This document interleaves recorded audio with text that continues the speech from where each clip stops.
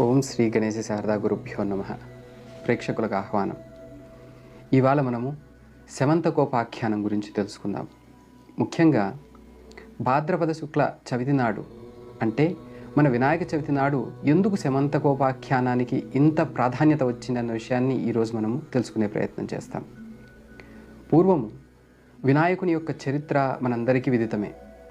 వినాయకుని యొక్క జన్మ వృత్తాంతము, ఆయన చేసినటువంటి రాక్షస సంహారము అంతా కూడా మనకు విదితం. అయితే శమంతకోపాఖ్యానానికి వచ్చిన ప్రాధాన్యత ఎందుకు అనే విషయాన్ని చూసినట్లయితే, ముఖ్యంగా నీలాప నిందలు, తర్వాత అపవాదులు, ఇటువంటి విషయాలు సామాన్యులకే కాదు భగవంతునికైనా తప్పలేదు అని చెప్పేటువంటి వృత్తాంతమే ఈ శమంతకోపాఖ్యానం.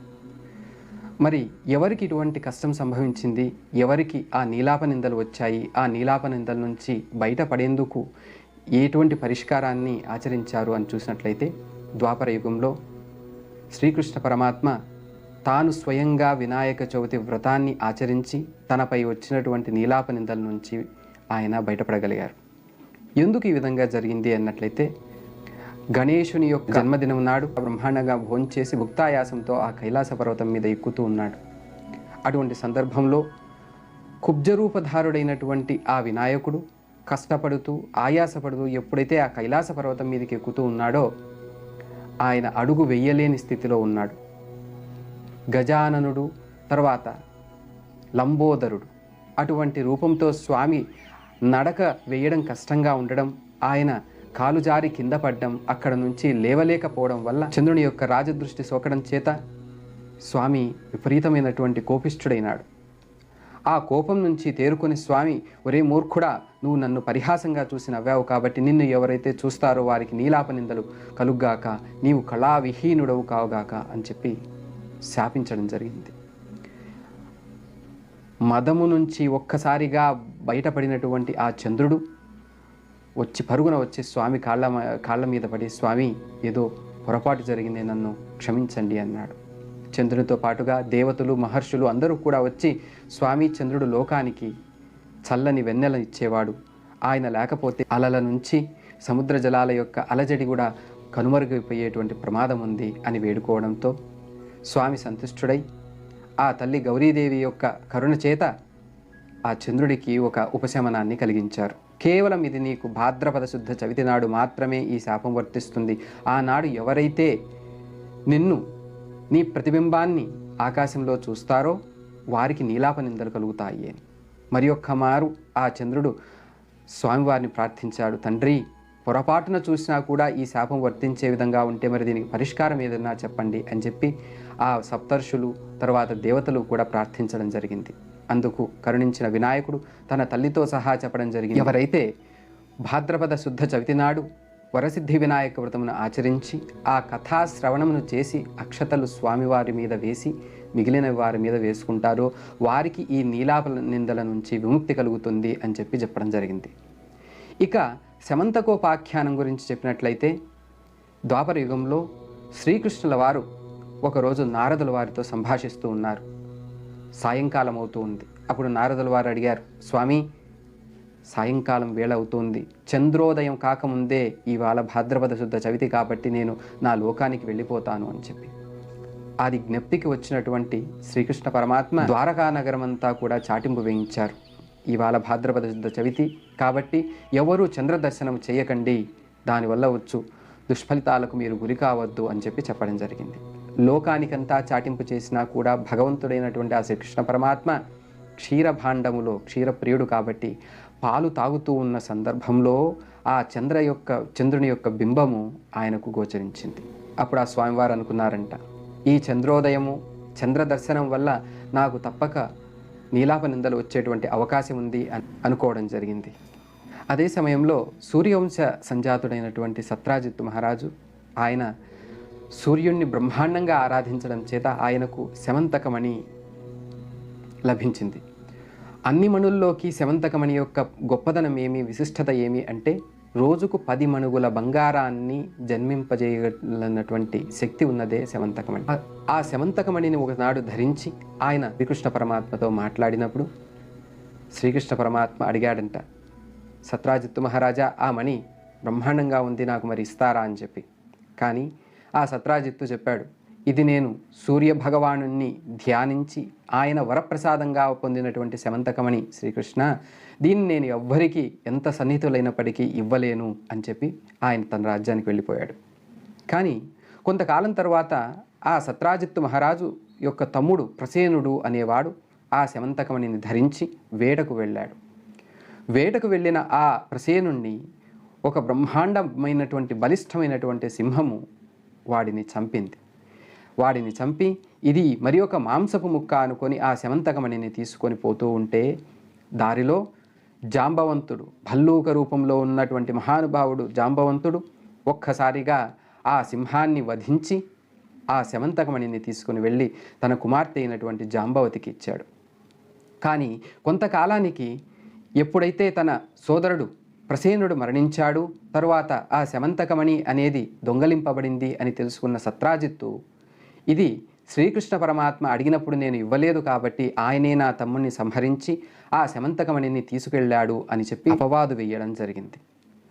ఆ అపవాదును తెలుసుకున్న శ్రీకృష్ణ పరమాత్మ మళ్ళీ ఒక్కసారి జ్ఞప్తి తెచ్చుకున్నారు. ఆహా, నేను భాద్రపద శుద్ధ చవితి నాడు ఆ చంద్రబింబాన్ని నేను క్షీరభాండంలో చూడడం వల్లనే ఈ విధంగా జరిగింది అని తెలుసుకొని తన అపవాదు పోయేందుకోసం ఆ వరసిద్ధి వినాయకుడిని ప్రార్థించి వ్రతమాచరించి ఆయన అడవిలోకి వెళ్ళారు. ఎక్కడైతే ఆ ప్రసేనుణ్ణి సింహం వధించిందో అక్కడికి వెళ్ళి చూడగానే అతని యొక్క కళేబరం కనిపించింది. ఆ కళేబరంతో పాటు కొంచెం ముందుకు సాగేసరికి సింహపు అడుగులతో పాటు జాంబవంతుని యొక్క అంటే భల్లూక పద విన్యాసము కూడా అక్కడ కనపడింది. ఎందుకంటే బ్రహ్మాండమైన యుద్ధం జరిగింది ఆ జాంబవంతునికి ఆ సింహానికి మధ్యలో. ఆ పద విన్యాసం అంతా కూడా ఒక గుహలోకి వెళ్ళింది. రక్తపు మడుగులతో ఆ అడుగులన్నీ కూడా ఒక గుహలోకి ఉన్నాయి. శ్రీకృష్ణ పరమాత్మ ఆ అడుగుజాడలను అనుసరిస్తూ ఆ గుహలోకి వెళ్ళారు. గుహలోకి వెళ్ళగానే ఒక మంచి యుక్త వయస్కురాలైనటువంటి అమ్మాయి ఆ ఒక ఊయల మీద కూర్చొని ఊగుతూ ఉంది. ఆ శ్రీకృష్ణ పరమాత్మ ఎప్పుడైతే ఆ గుహలోకి వెళ్ళాడో ఆయన దివ్యమంగళ రూపాన్ని చూసి ఆమె మోహించింది. తాను ఈ జరిగిన వృత్తాంతాన్ని అంతా కూడా ఒక పాట రూపంలో పాడింది. అది తెలుసుకున్న శ్రీకృష్ణ పరమాత్మకు అర్థమైంది ఆ శమంతకమణి ఇప్పుడు జాంబవంతుని యొక్క ఆధీనంలో ఉంది అని. శ్రీకృష్ణుల వారు అమ్మాయిని ఆ మణిని అడగడం జరిగింది. కానీ అంతలోపల జాంబవంతుడు ఆ గుహ పైన ఉంచి ఒక్కసారిగా మీద దూకి వచ్చినవాడు ఎవడో నరుడు, ఇతన్ని నేను సంహరించాలి అన్న ఉద్దేశంతో బ్రహ్మాండమైనటువంటి భీకర యుద్ధం జరిగింది. ఈ బాహు ద్వంద్వ యుద్ధంలో మహాబలవంతుడైనటువంటి జాంబవంతుడు తన బలాన్నంతా కూడా క్షీణించడం అనేటువంటి విషయాన్ని గమనించాడు. ఆయనకున్న వరప్రభావం చేత కేవలం ఆ రామచంద్రమూర్తితో తప్ప మిగిలిన వారితో సులభంగా గెలవగలిగినటువంటి జాంబవంతుడు శ్రీకృష్ణ పరమాత్మతో ద్వంద్వ యుద్ధం చేయగానే అతని శక్తి క్షీణించిపోతూ ఉంది. అప్పుడు ఆయనకు జ్ఞానోదయం అయింది. వచ్చినవాడు మరెవ్వరో కాదు, నా శ్రీరామచంద్రుడు అని చెప్పి పరుగున వెళ్ళి ఆయన కాళ్ళ మీద పడి, పరమాత్మ శ్రీరామచంద్ర, ఈ రూపంలో నువ్వు వచ్చావా తండ్రి అని చెప్పి ఎప్పుడైతే నమస్కారం చేశారో శ్రీకృష్ణ పరమాత్మ రామావతార రూపంలో ఆయనకు దర్శనాన్ని ఇచ్చారు. అందుకు దీనికి కూడా ఒక చిన్న వృత్తాంతం చెప్తారు. మరి జాంబవంతుడు రామభక్తుడై ఉండి శ్రీకృష్ణుల వారితో ద్వాపర యుగంలో ఎందుకు యుద్ధాన్ని చేయవలసి వచ్చింది అంటే, రామ పట్టాభిషేక సమయంలో రాముల వారు అందరికీ తన భక్తులకు, తన శ్రేయోభిలాషులు, మిత్రులకు వరాల్ని ఇస్తున్న సందర్భంలో జాంబవంతుని, జాంబవంత నీకు ఎటువంటి వరం కావాలనో కోరుకోనాయన అన్నప్పుడు ఆ సందర్భంలో జాంబవంతుడు హాస్యాస్పదంగా అడిగినటువంటి వరమే, రామచంద్ర నేను నీతో బాహుయుద్ధం చెయ్యాలి అని. అప్పుడు రాముల వారు చెప్పారంట, జాంబవంత నీ యొక్క వరము నెరవేరాలి అంటే నువ్వు మరొక్క యుగానికి ద్వాపర యుగం వరకు నువ్వు వేచి ఉండక తప్పదు. ఎందుకంటే త్రేతాయుగంలో రామావతారం అనేటువంటిది సంపూర్ణమైనటువంటి అవతారం.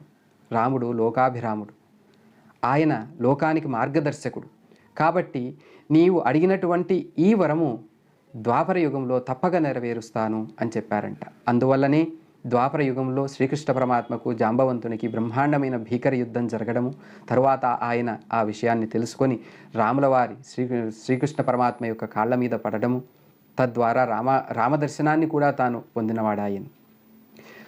చివరగా తాను చేసినటువంటి పాప కార్యక్రమానికి ప్రాయశ్చిత్త రూపుడై జాంబవంతుడు శ్రీకృష్ణ పరమాత్మకు పలు విధాలుగా ప్రార్థన చేసి, స్వామి, నేను చేసిన పొరపాటుకు పరిహారంగా ఈ శమంతకమణిని నా కుమార్తె అయినటువంటి జాంబవంతిని కూడా నీకు ఇస్తున్నాను అని చెప్పి జాంబవతిని శ్రీకృష్ణుల వారికి ఇచ్చి వివాహం చేశారు.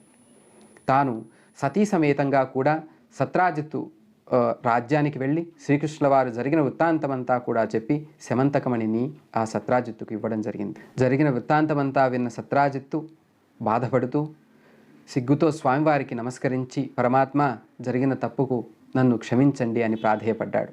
అంతేకాకుండా ప్రార్థించిన సత్రాజిత్తు తన కుమార్తె అయినటువంటి సత్యభామను ఇచ్చి వివాహం చేసి ఆ శమంతకమణిని శ్రీకృష్ణుల వారికి ఇచ్చారు. కానీ శ్రీకృష్ణుల వారు ఆ శమంతకమణిని తీసుకోకుండా కేవలం సత్యభామను వివాహమాడి ఆయన ద్వాపరకు వెళ్ళారు. కాబట్టి ఈ వృత్తాంతమంతా కూడా మనము శమంతకోపాఖ్యానంలో వింటాం. అటువంటి శమంతకోపాఖ్యానాన్ని ఇప్పుడు మనం చెప్పుకోవడం జరిగింది. కావున భాద్రపద శుద్ధ చవితి నాడు వినాయక చతుర్థి రోజున పొరపాటున చంద్రదర్శనమైనటువంటి సందర్భంలో శమంతకోపాఖ్యానం వినడం ద్వారా అన్ని దోషాలు కూడా తొలగిపోయి ఆ వరసిద్ధి వినాయకుని యొక్క సంపూర్ణ అనుగ్రహము మన అందరి మీద కలుగుతుంది. నమస్కారం.